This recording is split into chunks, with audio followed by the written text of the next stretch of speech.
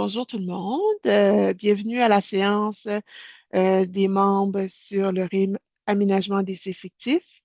Comment se préparer efficacement?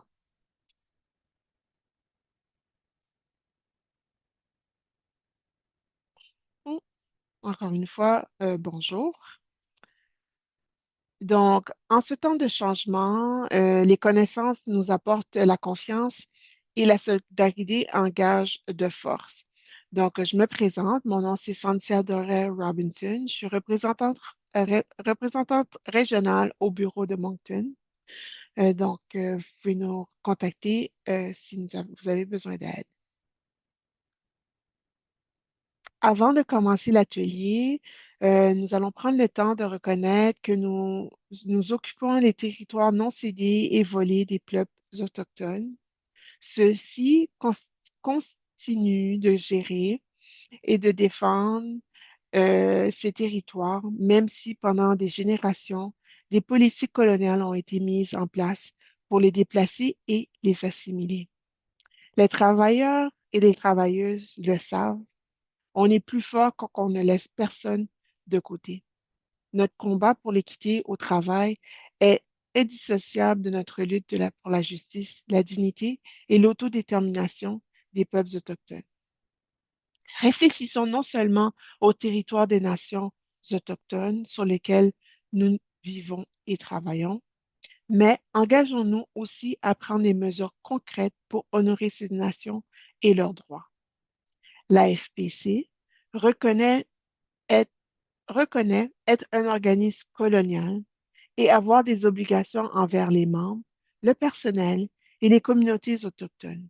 Ces derniers ont compris depuis longtemps le pouvoir de l'action collective, comme en témoignent leurs traités fondés sur le respect et le souci de l'autre. Principes qui sous-entendent aujourd'hui nos conventions collectives. La perte d'emploi et les processus inadéquats de transition en matière d'emploi nuisent à l'ensemble des travailleurs-travailleuses. En défendant leurs droits et ceux des peuples autochtones d'une même voix, nous jetons la base d'un avenir juste et équitable. Le FPC s'engage à faire valoir ses droits dans un esprit de réconciliation afin de mettre au- afin de mettre fin aux injustices et de promouvoir l'inclusion au travail en ne laissant personne de côté. Le syndicat reconnaît que le maintien de bons services publics et la défense des droits des Premières Nations, des Inuits et des Métis vont de pair. En exigeant de solides dispositions dans la convention collective, nous soutenons directement les travailleurs, travailleuses autochtones. Nous faisons un pas de plus vers la réconciliation et protégeons les services indispensables dont la communauté autochtone dépend. Notre principe directeur est basé sur l'appel à l'action euh, numéro 57 de la Commission de vérité et de réconciliation.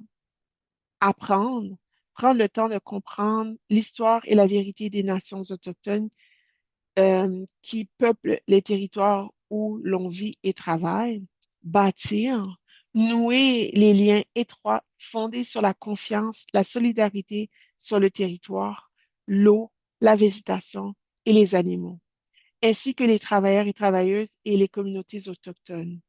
Être solidaire, défendre les droits des travailleurs travailleuses contre la perte d'emploi et lors de leurs négociations de conventions collectives.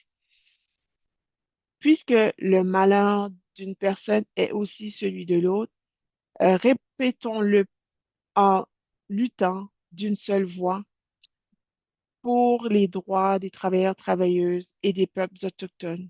Nous jetons une base solide et juste pour l'avenir. Merci. Maintenant, nous allons parler de nos objectifs de la séance d'aujourd'hui. En premier lieu, nous allons passer en revue les dispositions de l'appendice sur les réaménagements des effectifs, ARE, de votre convention collective et discuter de l'application en milieu de travail. Deux, connaître les principaux droits et obligations des parties. Et en troisième lieu, nous allons explorer les ressources à votre disposition. Maintenant, au programme aujourd'hui, le mot de bienvenue à l'atelier, ce que nous venons de faire. Nous allons discuter des réaménagements des effectifs d'hier à aujourd'hui. Nous allons aussi parler sur que dit les réaménagements des effectifs dans votre convention collective, le rôle et responsabilités des parties, l'organigramme, oh, excusez-moi, j'étais trop vite, l'organigramme de la structure, comment naviguer euh, les réaménagements et les ressources à votre disposition avant de conclure. Maintenant, nous allons prendre quelques minutes pour faire la déclaration de l'harcèlement que l'on fait à la FPC. Donc, l'harcèlement, sous toutes ses formes, nous éloigne de notre but commun et affaiblit notre syndicat. Tout en travaillant de concert à la réalisation de la tâche importante qui nous occupe, travaillons mutuellement en, avec dignité et respect. Donc, aujourd'hui, lors de cette séance, si vous avez des soucis et que vous voulez porter plainte, je serai la personne ressource et mes informations sont énoncées sur la diapo. Donc, vous avez mon cellulaire et adresse courriel. Maintenant, si on passe dans le qui-vive de l'action, et parler de la chronologie de, de ce qui s'est fait dans les dernières années par rapport à l'Alliance et nos défis. Euh, la disposition actuelle sur la réaménagement sont des résultats de décennies de syndicalisme, de la grève de 91 à leur inclusion dans la convention collective en 98 jusqu'aux améliorations apportées en 2016, l'employeur a exprimé le souhait de retirer les dispositions de vos conventions collectives. Dans un contexte de privatisation et de compression, ces protections existent grâce à la mobilisation des membres sans engagement continu. Elle peut être perdue. Voilà pourquoi il est indispensable de rester engagé, uni et prêt à défendre et à renforcer ses droits.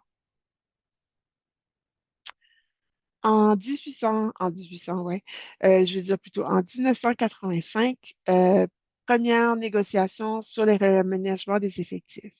La FPC négocie un accord sur les réaménagements des effectifs avec le gouvernement fédéral pour la première fois.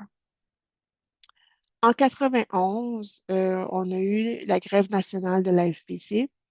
Les membres de la FPC organisent la plus grande grève nationale d'un seul syndicat au Canada en réponse à la décision de Mulroney de geler les salaires de tous les fonctionnaires fédéraux. La grève permet notamment à la FPC de négocier la nouvelle directive sur le réaménagement des effectifs pour le personnel permanent. Cet accord est ensuite adopté par le Conseil national mixte et appliqué à tous les syndicats de la fonction publique. La directive euh, distincte de la convention collective garantit une offre d'emploi raisonnable aux fonctionnaires touchés. En 1995, la suspension de la directive sur les réaménagements des effectifs par le gouvernement. Le gouvernement libéral gèle les salaires des fonctionnaires et le Conseil du Trésor suspend la directive sur le réaménagement des effectifs. Le budget de 1995 annonce des suppressions de 45 000 emplois dans la fonction publique sur une période de 3 ans. En 1998, l'inscription de la réaménagement des effectifs dans nos conventions collectives. La négociation de l'entente sur le réaménagement des effectifs rétablit des protections pour des personnes touchées par des suppressions de postes et garantit des mesures d'atténuation et une transition plus équitable pour les fonctionnaires concernés. En 99, l'inscription de la PET dans la convention collective le 8 juillet. Il s'agit de la première convention collective de la FPC depuis sa fondation en 97. La rédaction massive des effectifs fédéraux, euh, le plan d'action de la réduction du déficit touche un fonctionnaire fédéraux sur 7 à l'échelle du gouvernement. 26 000 emplois sont éliminés à cette époque. Cette fois, l'appendice sur le réaménagement des effectifs est en place. Mais les compressions sont si importantes que le système est débordé, laissant encore une fois le personnel dans l'incertitude et sans garantie réelle. En 2016, négociation des changements majeurs à le réaménagement des effectifs. Ces changements sont fondés sur les résultats du PAP et la FPC obtient les améliorations les plus importantes depuis l'inscription de celle-ci dans sa convention collective en 98. En 2023 et 2024, initiative visant à recentrer les dépenses gouvernementales. Le gouvernement fédéral va de l'avant avec son initiative qui prévoit des coupes de 15 milliards de dollars dans les services publics au cours des 4 prochaines années. Des réaménagements des effectifs sont donc en cours, ce qui mène à la perte d'emploi et à une incertitude accrue pour les fonctionnaires de l'administration publique centrale et des organismes gouvernementaux. La grève nationale de la FPC en avril 2023. La FPC dirige l'une des plus importantes grèves au pays, soit plus de 155 000 fonctionnaires fédéraux en grève pendant presque 2 semaines. L'entente conclue entre la FPC et le Conseil du Trésor prévoit des augmentations salariales cumulatives de 12,6 sur 4 ans et un accord sur le télétravail qui n'est pas enchâssé dans la convention collective, mais qui permet aux membres de conclure des ententes individuelles de télétravail. Plus de coupes en 2025. Les réductions sont progressives. 7,5 en 2026-2027, jusqu'à 2,5 durant l'exercice suivant et jusqu'à 5 pour 2028-2029, pour un total de 15 sur 3 ans. Cette nouvelle coupe s'inscrit dans l'initiative visant à recentrer les dépenses gouvernementales annoncées en novembre dernier et interrompues lors de la prorogation du Parlement.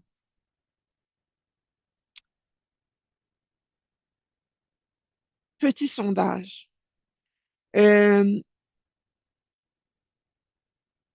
En lien avec la chronologie éclair que nous venons de voir, les réaménagements des effectifs d'hier à aujourd'hui, où étiez-vous? Moi, en 2012, à l'époque, je travaillais au gouvernement fédéral, au centre de pension, pour être plus précise, et mon poste avait été aboli après 2 ans euh, au service du centre de pension à Chédiac. Donc, c'est là que moi, j'étais euh, en 2012. Donc, je comprends ce que vous vivez aujourd'hui. Comme on l'a vu à l'exercice précédent, des dispositifs sur le réménagement des effectifs ont été enchâssés dans nos conventions collectives en 98. Donc, il est donc plus difficile pour le gouvernement en place de suspendre ces dispositions par l'abolition d'une loi, comme il l'a fait par le passé. De nombreuses ressources s'offrent aux membres touchés par le réaménagement des effectifs. On y reviendra un peu plus tard, mais d'abord, examinons le contenu de votre convention collective.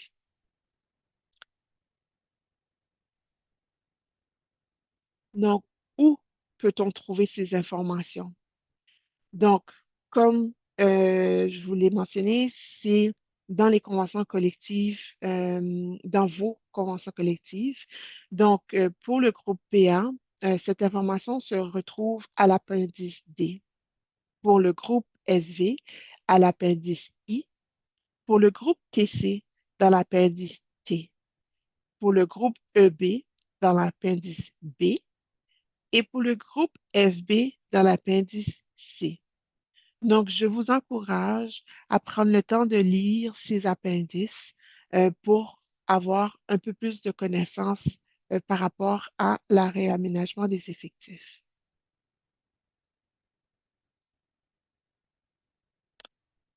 Donc, pour mettre en contexte et vous donner une petite définition, la réaménagement des effectifs, c'est une situation qui se produit lorsqu'un administrateur général décide que les services d'une ou de plusieurs personnes nommées pour une période indéterminée ne sont plus requises au-delà d'une certaine date en raison d'un manque de travail, de la suppression d'une fonction ou de la réinstallation d'une unité de travail à un endroit où cette personne ne veut pas être réinstallée ou du recours à un autre mode d'exécution.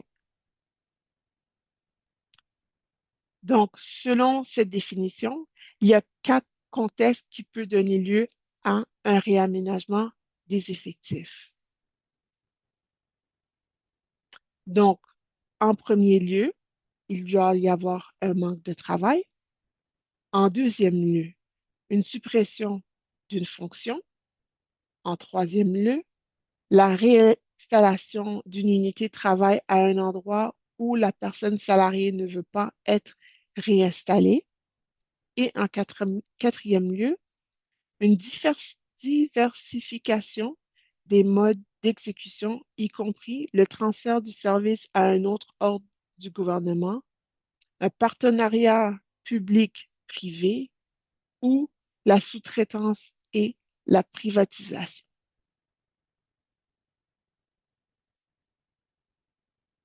Donc, l'appendice sur l'aménagement des effectifs est divisé en sept parties.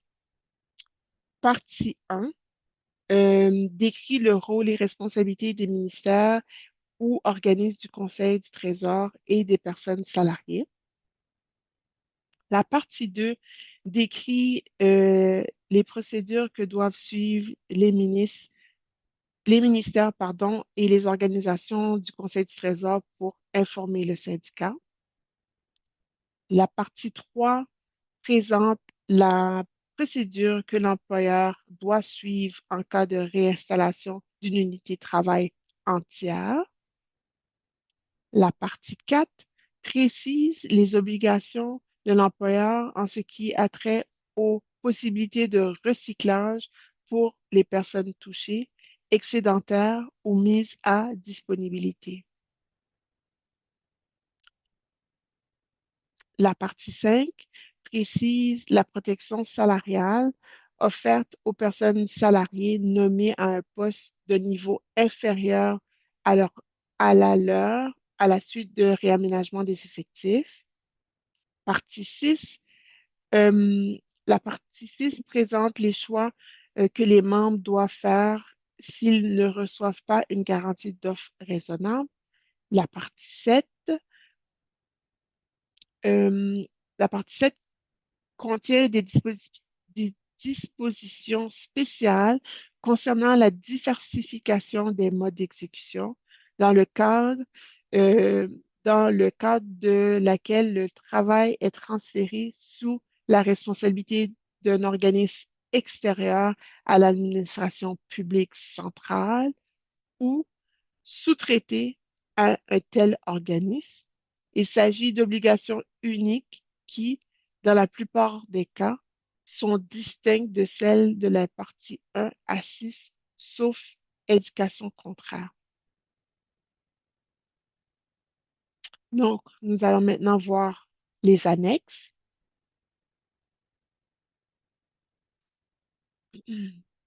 Donc, il y a l'annexe A qui contient l'énoncé des principes régi- régissant la pension concernant la diversification des modes d'exécution, donc la disposition de la partie 7. L'annexe B comprend un tableau indiquant le nombre de semaines de rémunération en fonction des années de service dans le cadre de la mesure de soutien à la transition pour les personnes salariées optant qui choisissent l'option B ou l'option C, qu'on verra un peu plus tard. L'annexe C comprend un tableau indiquant le rôle de la CFP dans l'administration des droits de priorité de personnes salariées excédentaires et de personnes mises à disposition. Donc, où peut-on trouver l'objectif des dispositions sur le réaménagement des effectifs dans vos conventions collectives? Donc, dans la section objectifs, ça optimise les possibilités d'emploi pour les personnes salariées nommées pour une période indéterminée en situation de réaménagement des effectifs. Donc, où trouver à qui ça s'applique? Dans la section application et toutes les personnes salariées nommées pour une période indéterminée représentées par la FPC et travaillant pour l'administration centrale. Prochaine question. Où peut-on, où trouvons plutôt la façon dont on informe les membres sur leur statut? Et c'est dans la partie 1, rôle et responsabilité de 1.1.5, pour être exact. Et l'administrateur général doit les informer par écrit. Et je mets l'emphase sur par écrit. Donc, où peut-on trouver la définition d'un employé touché? Donc, ça, on retrouve ça dans la section définition. Et encore, c'est une personne nommée pour un poste indéterminé qui a été avisé par écrit, et je mets vraiment l'emphase de par écrit, que ses services pourraient ne plus être requis en raison d'une situation de réaménagement des effectifs. Donc, où trouvons-nous la définition d'employé optant? Encore là, dans la section définition, pardon. Oh, j'ai été un petit peu trop vite, pardonnez-moi. Personne nommée pour une période indéterminée dont les services ne sont plus requis en raison des réaménagements des effectifs et qui n'a pas reçu de l'administration générale une garantie d'offre raisonnable et la personne a 120 jours pour envisager les options offertes au paragraphe 6.4 de l'appendice échange de poste. Donc, où se trouve la définition pour les personnes excédentaires? Encore une fois, dans la section définition.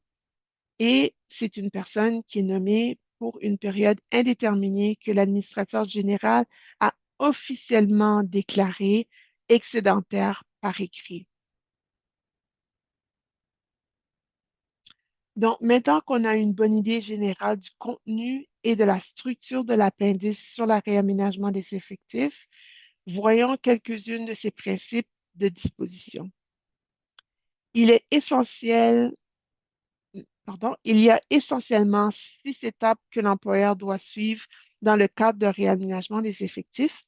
Pour chaque étape, la convention collective décrit le droit et les obligations des parties. Donc, pour les étapes, 1, l'employeur fournit un avis de réaménagement des effectifs au syndicat. 2, L'employeur remet un avis aux personnes salariées touchées. 3, l'employeur lance un programme de départ volontaire s'il y a lieu. 4, selon le maintien en poste ou la mise en disponibilité. 4, il y a les options. 5, pardon, il y a les options. Et 6, mise en disponibilité et réaffectation. Euh, et l'objectif de cet réaménagement-là, c'est d'assurer qu'un processus équitable et transparent en concertant les syndicats. Donc, nous allons examiner chaque étape plus en détail. Le processus commence quand l'employeur fournit au syndicat un avis officiel, comme je l'ai mentionné. Et cette étape est cruciale car elle déclenche les consultations avec le syndicat. L'objectif est d'assurer la transparence et de permettre au syndicat de représenter les membres dès le début du processus. L'avis des réaménagements des effectifs. Donc, quand il est décidé qu'un ou plusieurs postes ne sont plus nécessaires, l'employeur va informer la FPC au moins 2 jours avant. L'employeur va informer aussi le secrétariat du Conseil du Trésor. Et ici, il y a au moins 10 personnes salariées touchées. L'employeur doit consulter les syndicats pour évaluer les répercussions et trouver des solutions. Et l'employeur et les syndicats mettent sur pied un comité sur le réaménagement des effectifs. L'objectif, encore là, c'est d'assurer un processus équitable et transparent en concertation avec les syndicats. Une fois les syndicats informés, l'employeur doit transmettre un avis écrit aux personnes qui pourraient être touchées. Cette étape permet d'informer les personnes salariées des répercussions possibles sur leur poste et d'entamer des discussions sur les différentes options. Donc, quand on doit recevoir cet avis, donc lorsqu'il est possible qu'une personne perde son emploi, elle reçoit un avis écrit confirmant le statut de personne touchée. Les personnes en congé de maternité, en congé parental, en congé de maladie, reçoivent l'avis en même temps que les autres, mais aucune décision définitive n'est prise avant leur retour. Euh, que peut-on que peut-on contenir de l'avis? Donc, la déclaration officielle de suppression d'un poste, les motifs de la décision, les droits de déposer une plainte selon la loi sur l'emploi dans la fonction publique, la date à laquelle ces services ne seront plus requis et la date officielle de la mise en disponibilité ou d'engagement à la communiquer. Donc, remarquez qu'il s'agit d'un avis informant le personnel ou la personne qu'elle pourrait perdre son emploi. Il est important de comprendre qu'à moins que le processus de sélection ne soit déjà terminé, la personne n'est pas encore considérée comme excédentaire. Ainsi, ce premier avis est souvent bref et euh, contient peu d'informations. Euh, Dans le, dans certains cas, l'employeur met sur pied un programme de départ volontaire et ce programme est offert aux personnes salariées qui ne sont pas, qui ne sont pas nécessairement touchées, mais qui pourraient souhaiter quitter l'organisation de façon volontaire, libérant ainsi des postes pour des personnes touchées par le réaménagement des effectifs. Cette étape n'est pas systématique et dépend du contexte. Donc, quand on parle du programme de départ volontaire. Elle sert à offrir une option euh, et à réduire essentiellement le nombre qui pourrait être soumise à le processus. Donc, quand peut-on y recourir? Après la mise de l'avis, après la remise, pardon, de l'avis de personnes touchées et avant toute sélection, obligatoirement si 5 membres ou plus d'un même groupe sont touchés sans garantie d'emploi. Euh, les principes clés de ce programme de départ, c'est que le nombre de postes supprimés est défini à l'avance et en cas de surplus de volontaires, la sélection se fait selon l'ancienneté. Et les délais de réflexion minimal est de 30 jours. L'objectif, d'offrir une option sur une base volontaire et limiter les mises en disponibilité. L'étape suivante est la sélection des fonctionnaires aux fins de maintien en poste ou de mise en disponibilité, contenu sous le nom de SMPMD. Ce processus consiste à déterminer quelles personnes seront maintenues en poste et laquelle pourrait être mise en disponibilité ou en fonction de facteurs comme les compétences et le mérite. Comme pour le programme de départ, le SMPMD n'est pas toujours appliqué. Tout dépend de la nécessité ou non de procéder à des coupes.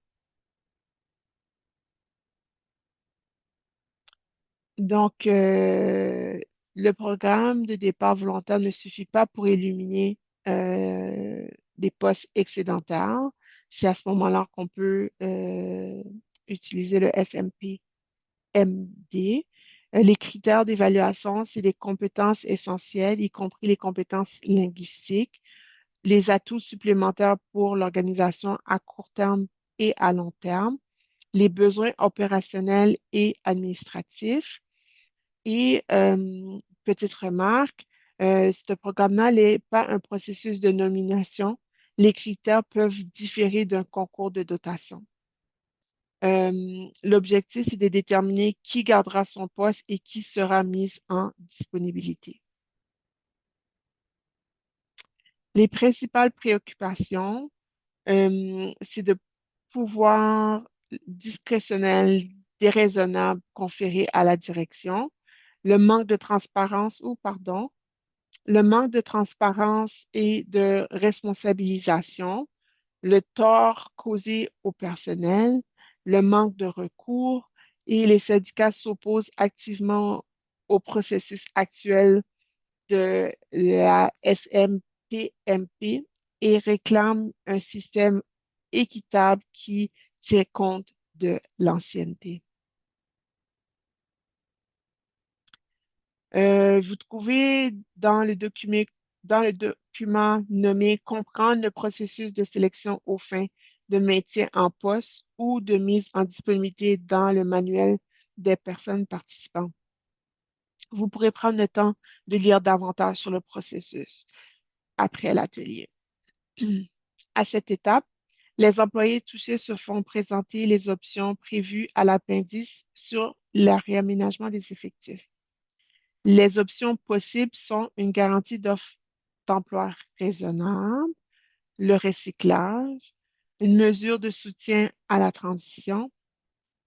À cette étape, c'est à cette étape que les personnes salariées prennent des décisions importantes concernant leur parcours professionnel dans la fonction publique ou ailleurs. Non, en absence d'une garantie d'offre d'emploi, qu'est-ce qui se passe? Le statut d'une personne optante, si la personne est informée par écrit, encore, on met l'emphase sur par écrit, elle dispose de 120 jours pour choisir parmi 3 options. Si aucun choix n'est fait dans les 120 jours établis, l'option A est appliquée par défaut. Donc, vraiment, vous avez 120 jours et pas 121. Donc, c'est vraiment important de prendre le temps de réfléchir aux options que vous avez. Donc, euh, option A, vous êtes une personne excédentaire. Vous êtes la personne qui bénéficie d'une priorité d'embauche de 12 mois qui s'ajoute à ce qui reste du 120 jours de réflexion. Donc, cette période peut aller jusqu'à 16 mois. Option B, c'est mesure de soutien à la transition, ou MST. Départ volontaire avec indemnité forfaitaire selon les années de service. Et l'option C, vous avez une indemnité d'études euh, plus l'option précédente de l'option B du MST et 17 000 pour financer une formation avec possibilité de congé sans solde pendant 2 ans. Donc, voyons voir chaque option séparément. Donc, option A, la priorité pour des gens excédentaires. Donc, vous avez une priorité d'embauche de 12 mois qui s'ajoute à ce qui reste sur les 120 jours de réflexion que vous n'avez pas utilisé. Donc, vous pouvez aller jusqu'à 16 mois pour cette période prioritaire. Dans le but de retrouver vraiment un poste au sein de la fonction publique. Les nominations prioritaires sans concours ni contestation.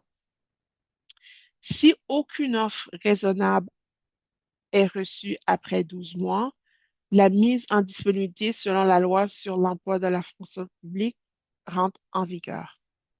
D'autres possibilités, départ anticipé, démission avec indemnité pouvant aller jusqu'à 6 mois de salaire et engagement des ministères euh, de soutien à la recherche d'emploi dans un secteur de mobilité préféré.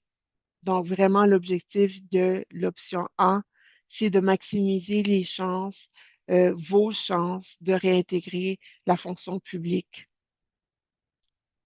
Option B, donc les mesures à la transition.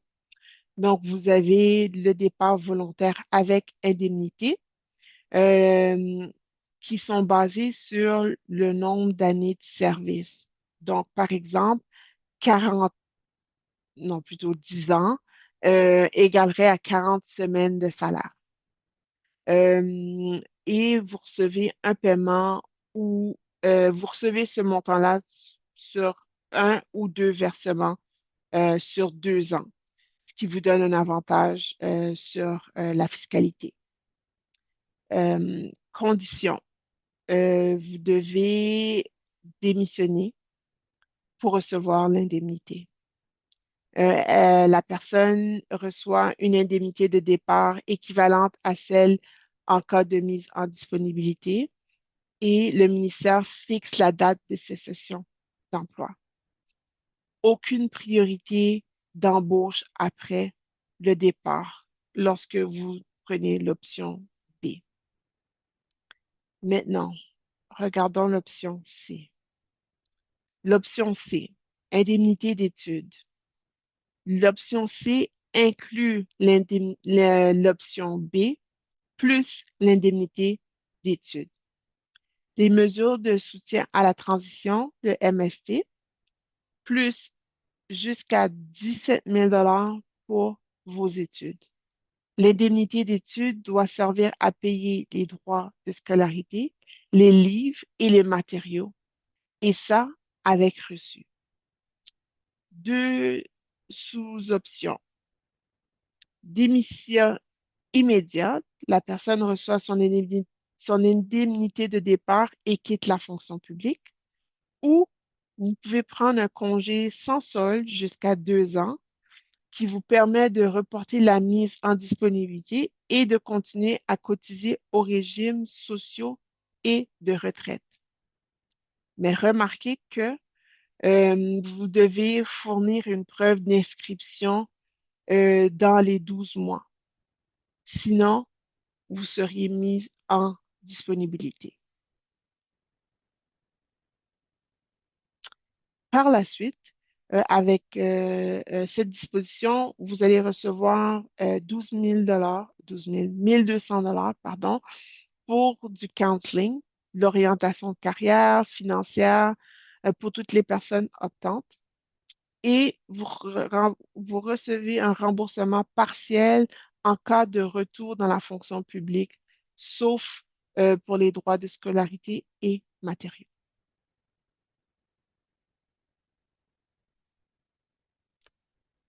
Donc, trois options adaptées aux besoins des personnes excédentaires. Comme je l'ai mentionné, vous avez l'option A, priorité d'embauche et puis pour rester dans la fonction publique.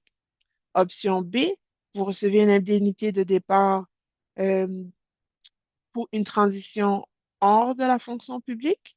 Et option C, vous avez aussi l'option B, mais en plus, vous recevez un soutien financier pour que vous puissiez vous reconvertir professionnellement dans une autre carrière. Remarquez que chaque personne doit choisir en fonction de sa situation personnelle et professionnelle. Donc, c'est pas vraiment une solution qui s'applique à tout. Donc, c'est vraiment de regarder personnellement qu'est-ce qui est plus bénéfique pour soi. Mise en disponibilité et comprendre le statut de personne excédentaire. Deux démarches possibles. Si l'employeur prévoit qu'un poste serait disponible, la personne excédentaire reçoit une garantie d'offre d'emploi raisonnable, ce qui signifie qu'elle sera priorisée pour une réaffectation à un autre poste permanent dans la fonction publique. Si l'employeur ne garantit pas un emploi à la personne excédentaire, elle devient une personne optante. Donc, elle dispose alors de 120 jours, 321, 120 parmi les options A, B, C, 1 ou C, 2.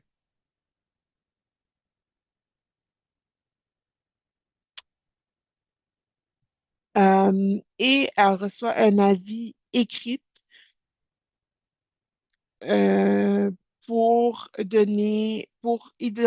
identifier, pardon, la suppression du poste et, et mentionner s'il y a une offre d'emploi raisonnable et garantie ou pas, et les recours possibles et les délais à respecter.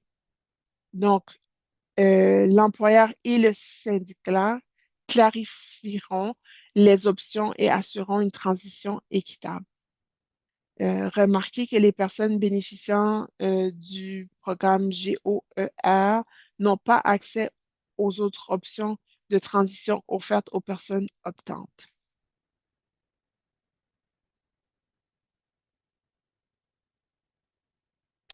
Donc, l'échange de poste est une mesure qui permet à une personne touchée par le réaménagement des effectifs d'échanger son poste avec celui d'une personne non touchée qui souhaite quitter la fonction publique.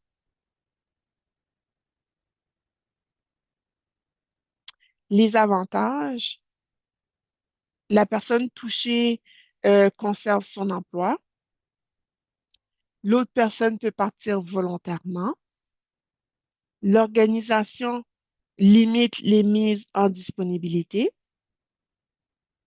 qui peut échanger son poste, les personnes optantes sans garantie d'offre d'emploi, personnes excédentaires ayant choisi la priorité d'embauche de 12 mois et les personnes non touchées qui souhaitent quitter la fonction publique.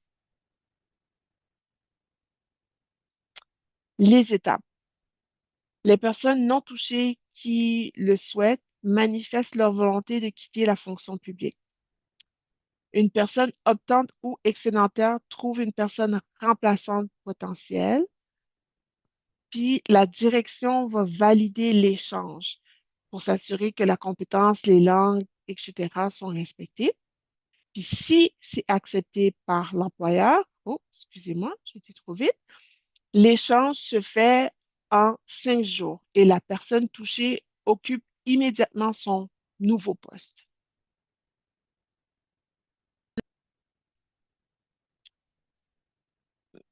Euh, donc, on revient sur l'admissibilité.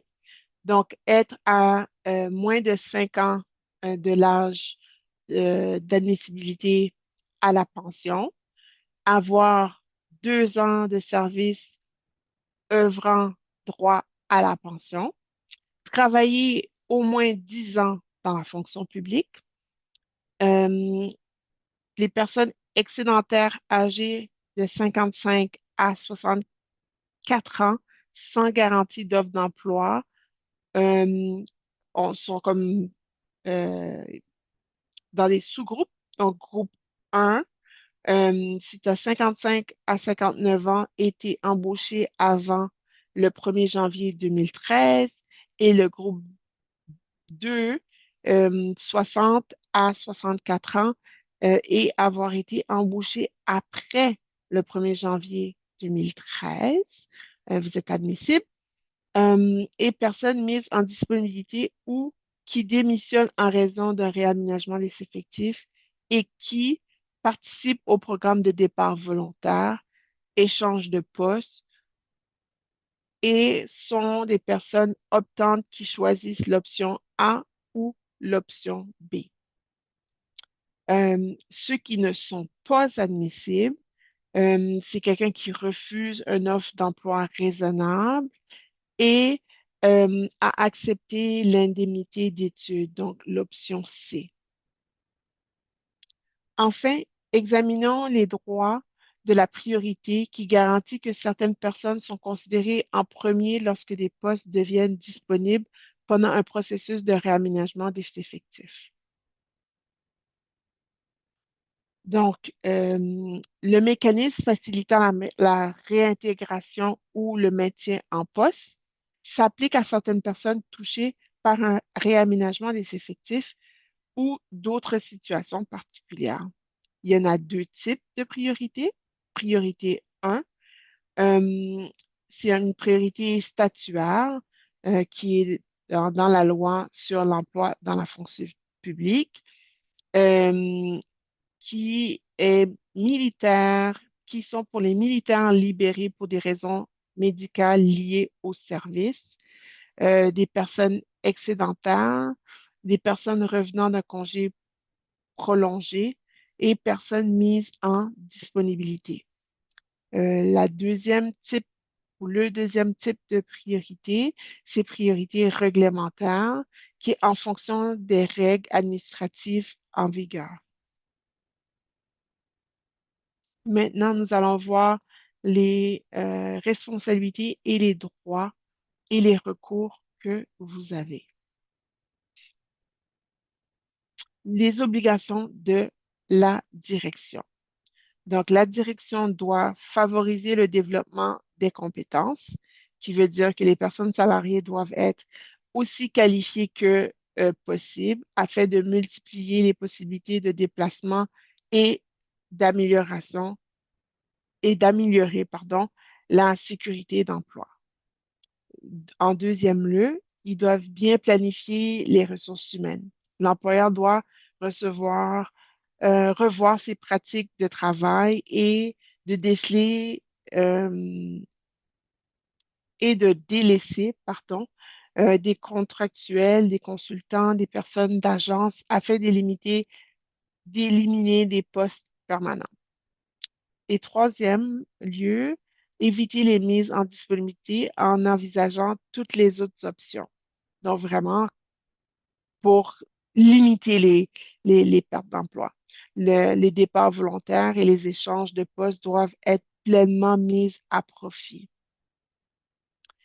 Si vous contactez, si vous constatez que l'employeur ne respecte pas ses obligations, assurez-vous d'en parler à la représentante ou représentant de votre section locale pour qu'un suivi soit fait euh, là-dessus.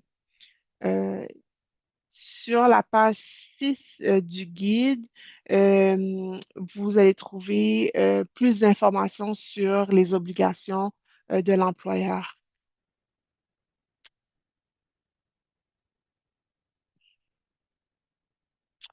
Euh, Encore qu'on parle à la responsabilité des employeurs, ils ont l'obligation d'aviser le syndicat de la situation et de consulter dès que possible.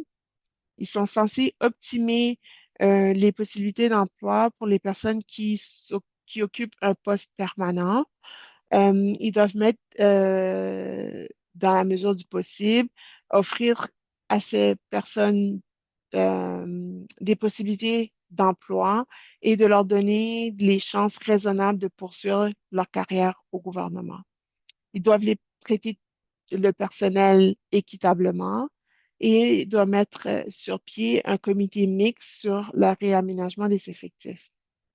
Ils doivent aussi examiner les recours euh, à toute personne qui occupe un poste permanent, donc les consultants, des contractuels, les personnes d'agence, les personnes nommées à des postes déterminés, des postes occasionnels, et vraiment éviter de les réembaucher si possible afin de faciliter l'emploi des personnes excédentaires ou mises à disponibilité. L'employeur doit cerner les possibilités de recyclage professionnel afin d'aider les personnes visées à demeurer en fonction dans la fonction publique. Aviser par écrit les personnes visées de leur statut d'emploi et de tout changement à ce sujet. Encore toujours par écrit. Mettre en place un programme de départ volontaire pour que chaque situation de réaménagement des effectifs vise visant au moins 5 personnes du même groupe et du même niveau et de la même unité. Euh, Optimiser les possibilités d'emploi et miser sur le placement à l'interne. Effectuer euh, une affecter, pardon, une conseillère ou un conseiller à chaque personne touchée qui n'a pas encore obtenu un poste permanent. Euh, Comme je l'ai dit, d'autres obligations de l'employeur sont précisées dans la partie I de la réaménagement des effectifs. Les responsabilités des personnes salariées sont énumérées à la page 7 du guide. En cas de réaménagement des effectifs, il est important de chercher activement d'autres possibilités d'emploi au sein du gouvernement. Donc, comme personne salariée, votre responsabilité, c'est de collaborer avec les ressources humaines afin de trouver un poste, un autre poste, de vous renseigner au sujet de vos droits en vertu de l'appendice sur le réaménagement des effectifs, de remettre à l'employeur votre CV et d'autres renseignements qui pourraient les aider à vous trouver un autre emploi. Vous devez aussi veiller à ce que on puisse vous joindre assez facilement. Envisager les possibilités de formation et d'emploi offertes et se renseigner sur les échanges et examiner attentivement toutes les options avant de prendre une décision.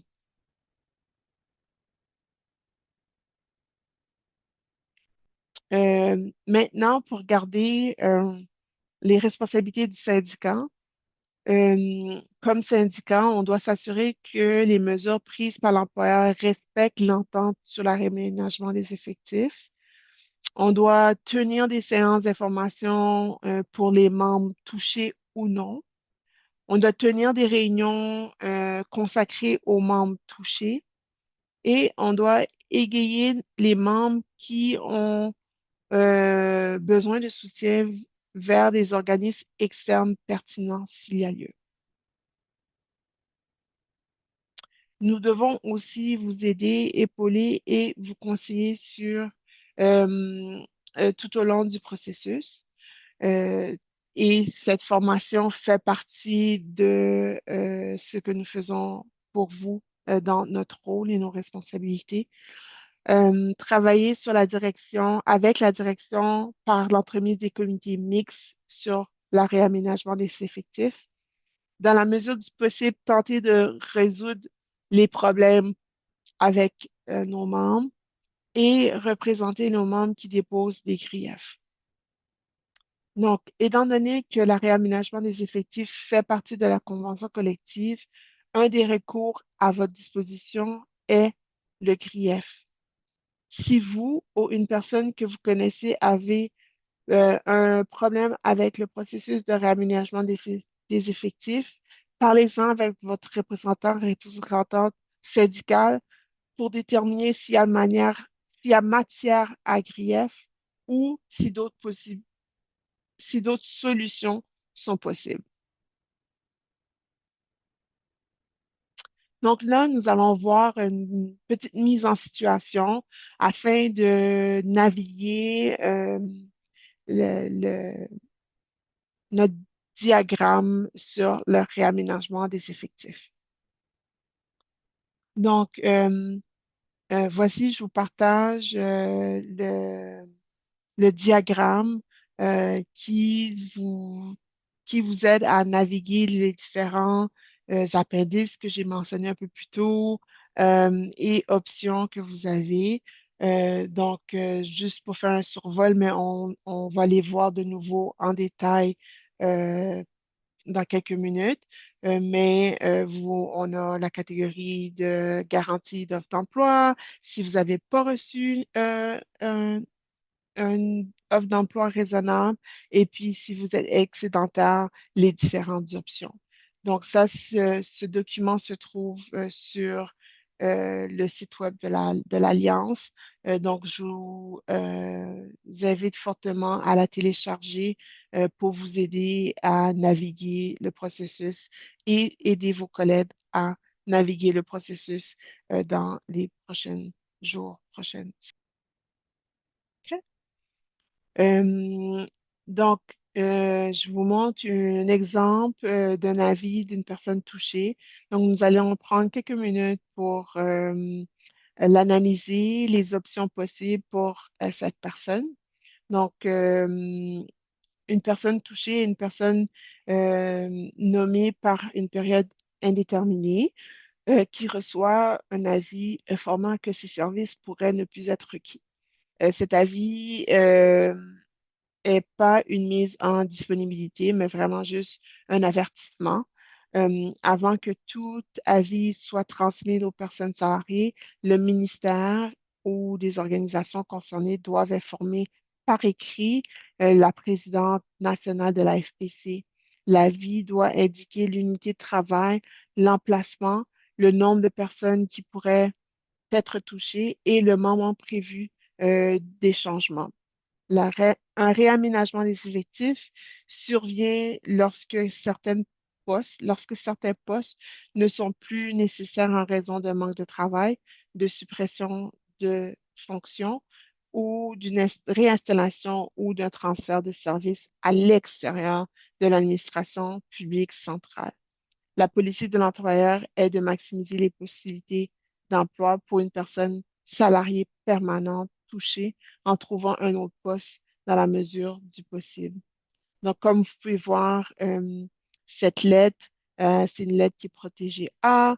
Elle va indiquer la date, votre nom, le titre de poste, votre niveau et le lieu de travail et va tout simplement indiquer que c'est de l'avis pour vous informer que vous êtes une personne touchée.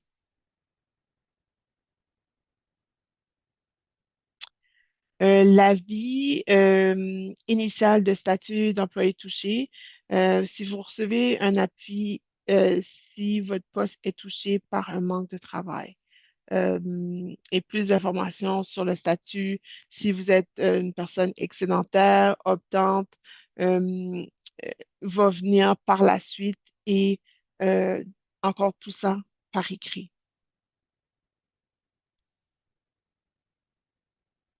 Donc, si on regarde dans le cas de Olivier, de l'exemple que je vous ai montré il y a quelques minutes, euh, si Olivier devient une personne optante, son emploi prend fin. Aucune offre d'emploi raisonnable ne lui est été faite.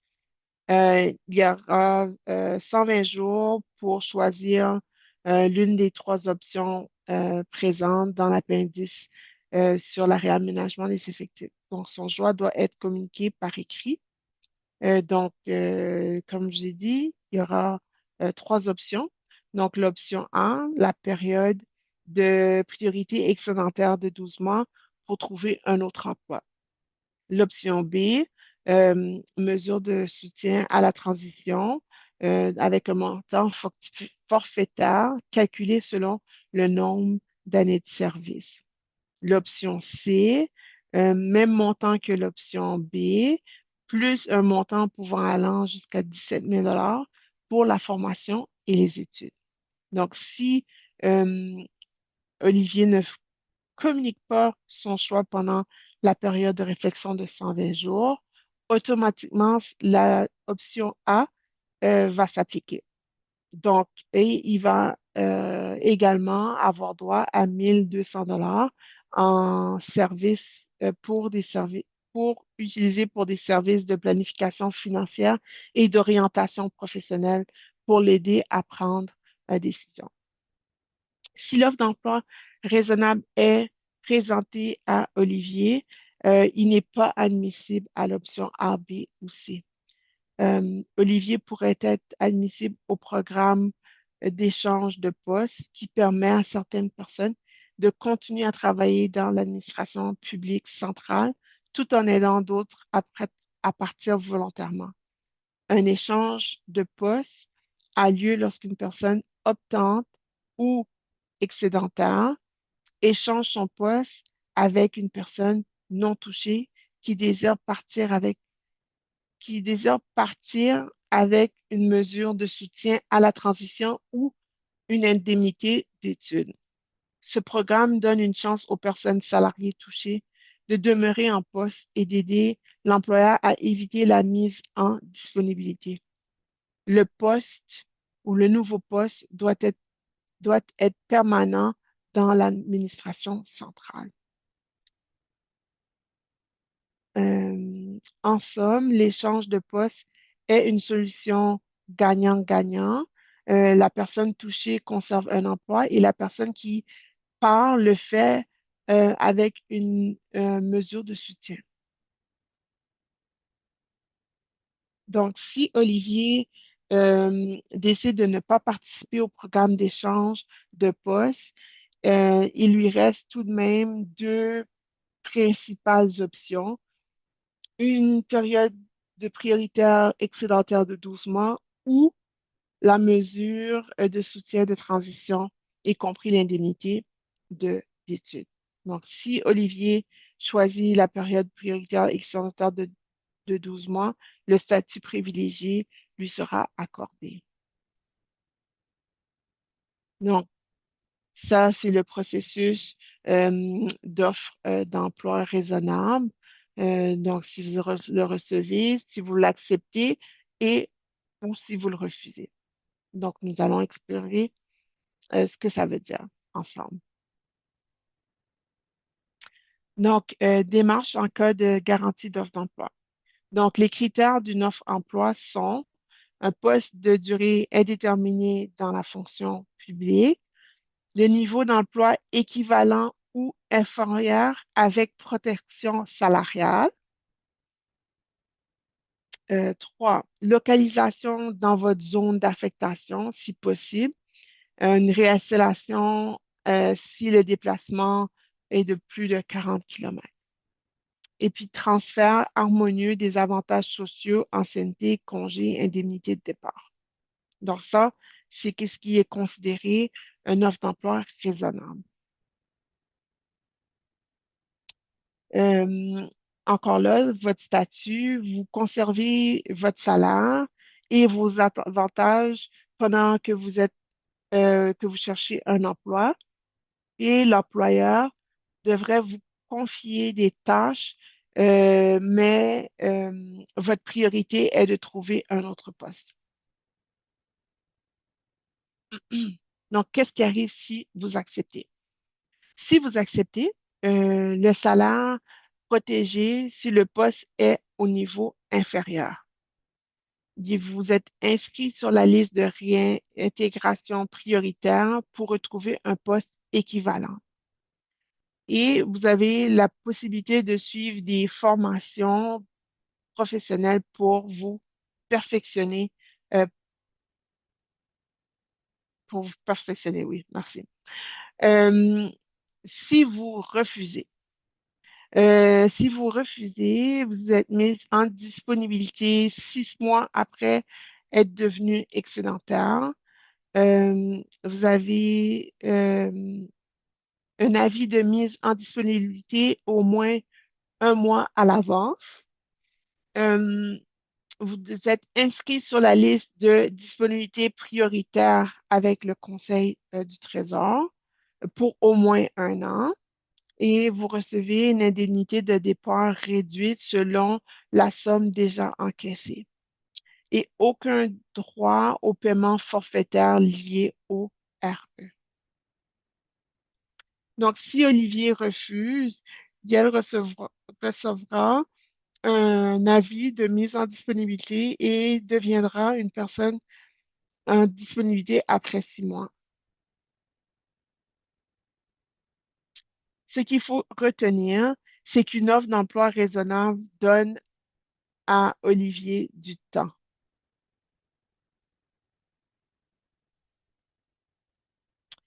Le programme d'encouragement à la retraite anticipée, le ERA. Donc, le programme a été annoncé dans le budget 2025. Les informations sont toujours en évolution. Donc, je vous encourage de consulter le site de la FPC pour vous tenir au courant des faits nouveaux. Euh, on est encore en train de découvrir les détails et les impacts du programme. Donc, il est donc nécessaire que vous ne vous pressez pas à prendre une décision et prenez le temps de réfléchir à vos options et de choisir celles qui vous conviennent le mieux. Euh, Maintenant, les ressources à votre disposition.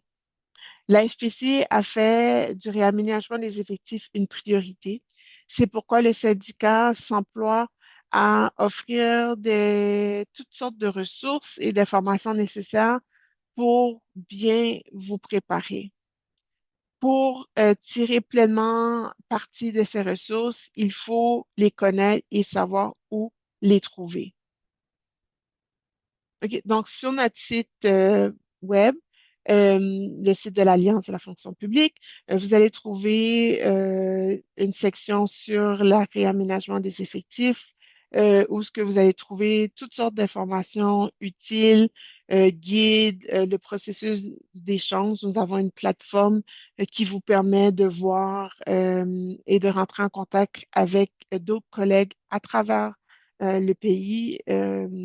Qui pourraient potentiellement échanger avec vous ou seraient intéressés à changer avec vous. On a une foire de questions qui peuvent répondre à plusieurs de vos questions spécifiques qui n'a pas été répondu au courant de la séance d'aujourd'hui. Une liste de vérification. euh,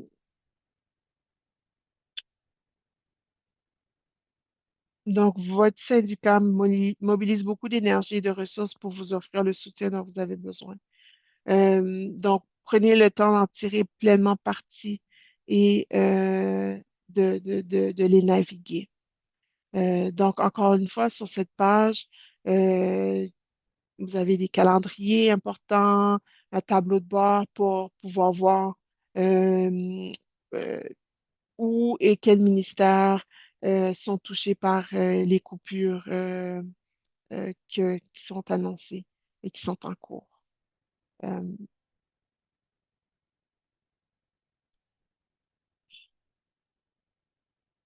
Donc, soutien en période de réaménagement. Euh, le réaménagement des effectifs est déstabilisant.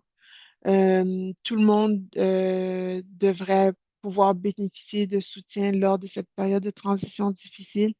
Donc, n'hésitez pas à consulter les ressources en santé mentale et votre réseau personnel pour du soutien pendant cette période difficile. N'hésitez pas à contacter votre section locale aussi pour du soutien dans votre milieu de travail. Euh, c'est important. Euh, on peut, dans ce genre de processus, ressentir du stress, de la frustration, de la peur et même de l'anxiété, ce qui est tout à fait normal.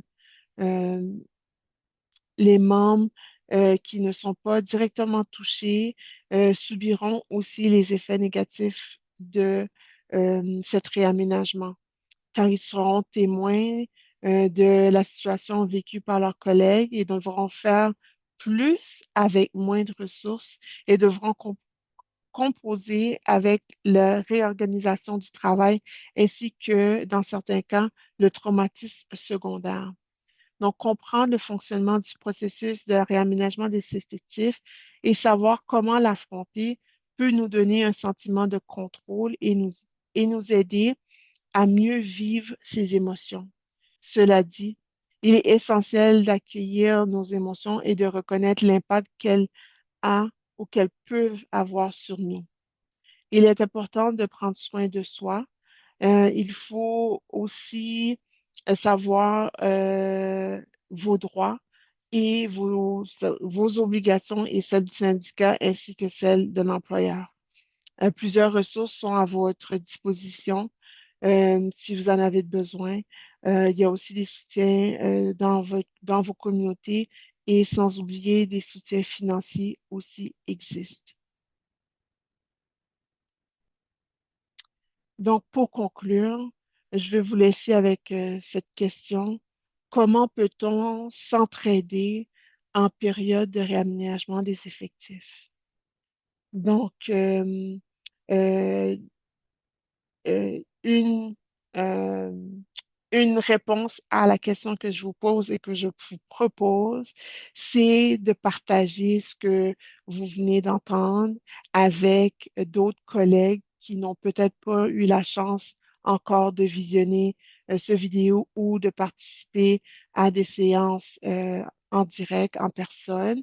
Donc, je vous encourage fortement de partager ces informations avec vos collègues pour que vous ayez les informations nécessaires pour vous épauler dans ce processus. Donc, le site web, encore une fois, détient plusieurs informations qui peuvent vous être utiles. Nos bureaux sont aussi là pour vous.